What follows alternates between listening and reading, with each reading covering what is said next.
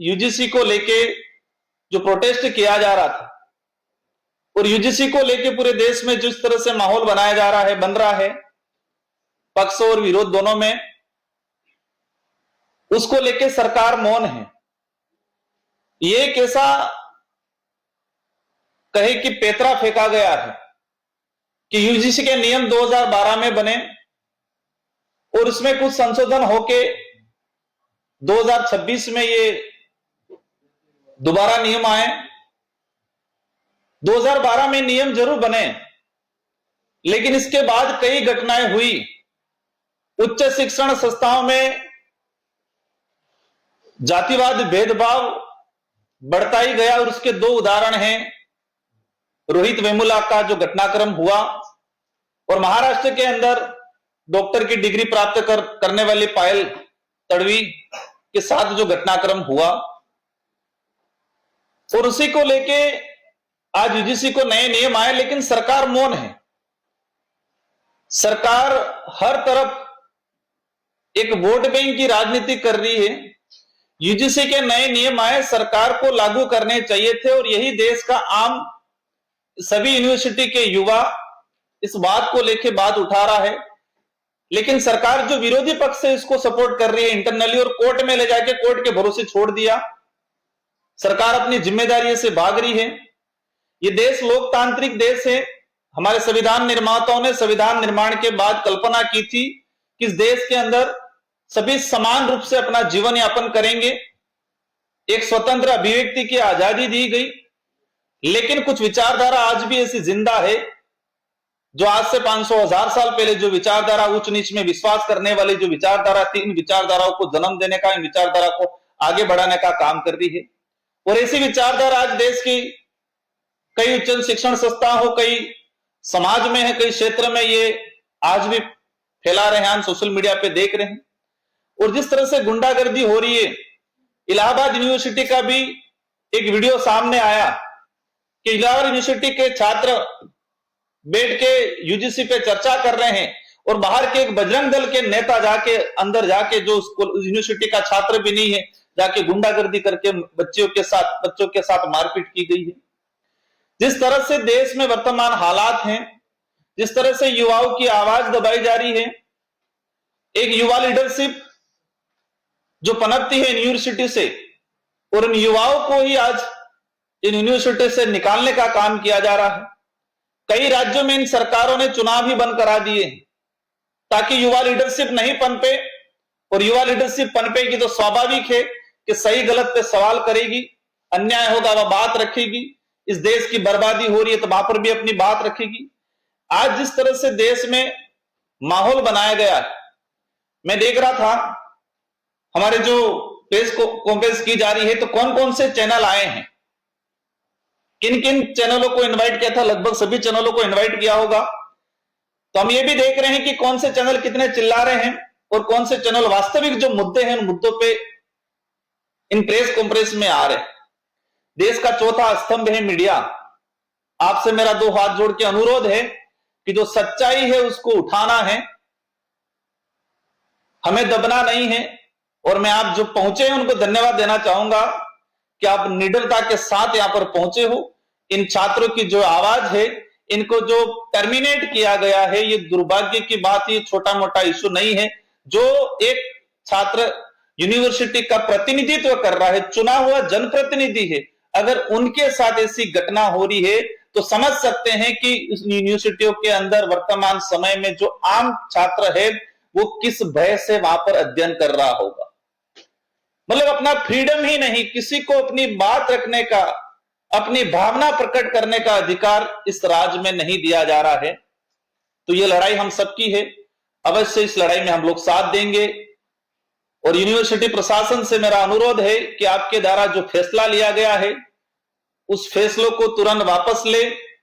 Terminate किए हुए जो जनप्रतिनिधि, छात्र जनप्रतिनिधि हैं, जो छात्र हैं, उनको वापस ले, नहीं तो आने वाले समय में ये कोई छोटी मोटी घटना नहीं है। पूरे देश के अंदर युवा इन बच्चों के साथ रहेगा। हम लोग भी हमारे क्षेत्र में हमारे जो युवा विंग है, उन युवा विंगों के माध्यम से इन छात्रों के हित में हर जगह ज्ञापन, आंदोलन, रैलियों का आयोजन कराएंगे। और आप सभी से अनुरोध है कि इनको घबराना नहीं है। जो बात, जिन मुद्दों को लेकर आप लड़ रहे हो, पूरा देश के यूनिवर्सिटी हो, पूरे देश के शिक्षण संस्थाएं हैं, जो समझदार बच्चा है, सबकी निगाहें आपकी ओर है। आपको निडरता से आगे बढ़ना है कि जेएनयू लगातार खड़ा है, डटा हुआ है और अपने स्टूडेंट यूनियन के आंदोलनकारी चरित्र के बावजूद उसने एकेडमिक फील्ड में भी अपने स्टेटस को मेंटेन किया है। इसलिए देश में एक जो विमर्श चलाने की कोशिश की गई है कि ट्रेड यूनियनें और हड़ताल करने वालों की वजह से, आंदोलनों की वजह से देश के प्रोडक्शन पर बाधा पड़ती है, तो ये गलत लॉजिक है और जेएनयू ने इसको साबित किया है, एक बात।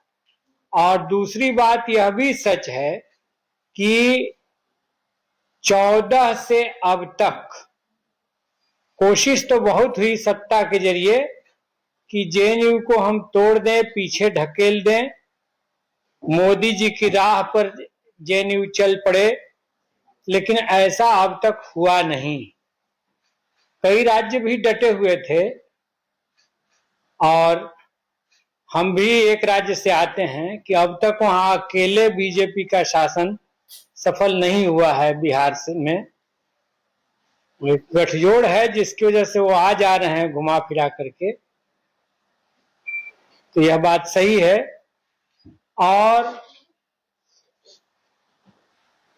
बिहार इलेक्शन में हालांकि बीजेपी को अकेले निर्णायक बढ़त नहीं मिली है, लेकिन उससे उसका मनोबल बढ़ा हुआ जरूर है और वो लगातार तानाशाही भरे कदम उठा रहे हैं। अभी जो पार्लियामेंट 2 दिन से नहीं चल रहा है, अब सत्ता का अहंकार इसमें मुख्यतः आड़े आ रहा है। नेता विपक्ष को आप बोलने नहीं देंगे। वो अगर कोई किताब का या कहीं भी किसी पत्रिका की छपी हुई चीज का हवाला दे रहे हैं तो इसमें अनकॉन्स्टिट्यूशनल क्या है? अब तक तो यही परंपरा रही है कि लोग अखबारों को लहराते हुए कि ये न्यूज इसमें छपी है, क्वेश्चन बनाते हैं उस पर। इसीलिए और ये कह करके कि स्पीकर सर्वोपरि हैं, तो सर्वोपरि हैं, लेकिन आप भी संविधान के तहत हैं, आप भी पार्लियामेंट के तहत हैं। आप सर्वोपरि माने ऐसा सर्वोपरि नहीं है कि आप जनता से ऊपर हैं, देश से ऊपर हैं, ऐसा नहीं है। तो मैं कह रहा हूं कि अंदर में भी ये चीजें दिख रही हैं साफ तौर से। कल ही जो लोग गुजर चुके हैं, मर चुके हैं, उनको उनका चरित्र हनन करने की कोशिश सत्ताधारी दल के लोग करते हैं, उनके सांसद करते हैं, लेकिन उस पर चेयर से कोई रूलिंग नहीं आता है, उसको एक्सपंज नहीं किया जाता है। और विपक्ष जो कि अपनी जिनमीन मांग लेकर के अड़ा हुआ है कि एलओपी को आप नहीं बोलने देंगे, मतलब विपक्ष को आप नहीं बोलने देंगे, तो ये डेमोक्रेसी कैसी? इन सब के बावजूद हम यूनिवर्सिटी से कहेंगे कि यूनिवर्सिटीज अपेक्षाकृत ऑटोनॉमी लिए हुए रहती हैं। ये शुरू से एक समझ भी है। ज्ञान की जगह थोड़ी सी उसमें एक लिबरल होने की, लिबरल आज जो लिबरल टर्म यूज हो रहा है उस सेंस में नहीं, बल्कि थोड़ा सा फ्लेक्सिबल होने की एक बात रही है। और इसलिए भी उसमें भी लाइब्रेरी को आप सर्विलियंस का अड्डा कैसे बना सकते हैं? लाइब्रेरी में आप याद करिए, मोदी जी आए थे तो उस समय ज्ञान पर पहरा बिठाया गया था। ऐसे लिखो, एक ही रंग में लिखो, एक ही भाषा में लिखो।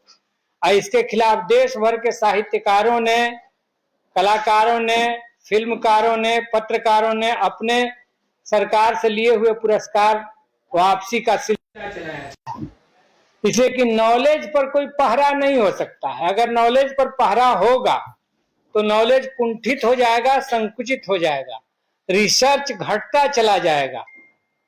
इसलिए लाइब्रेरी जैसी जगह जो कि बहुत ज्यादा ज्ञान देती है, किताबें हैं वहां, एक खुला माहौल हो, एक अच्छा माहौल हो, शांतिपूर्ण और प्रेममय माहौल हो, जहां किसी भी विधा का स्टडी गंभीरता से शोधार्थी अध्ययन करने वाले कर सकें, ऐसा एक माहौल बना रहे।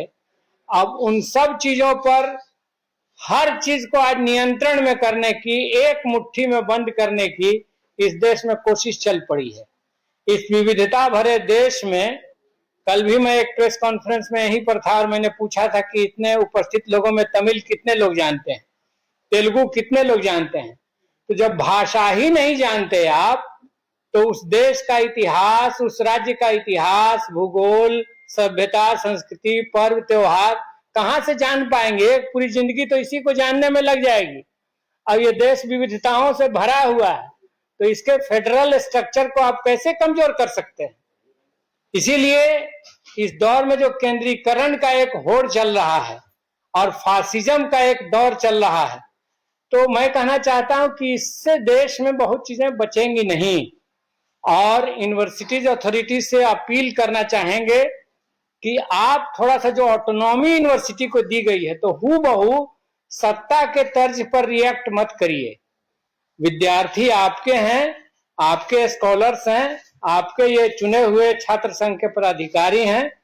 इनका इमीडिएट रस्टिकेशन वापस लीजिए और यूनिवर्सिटी में एक उचित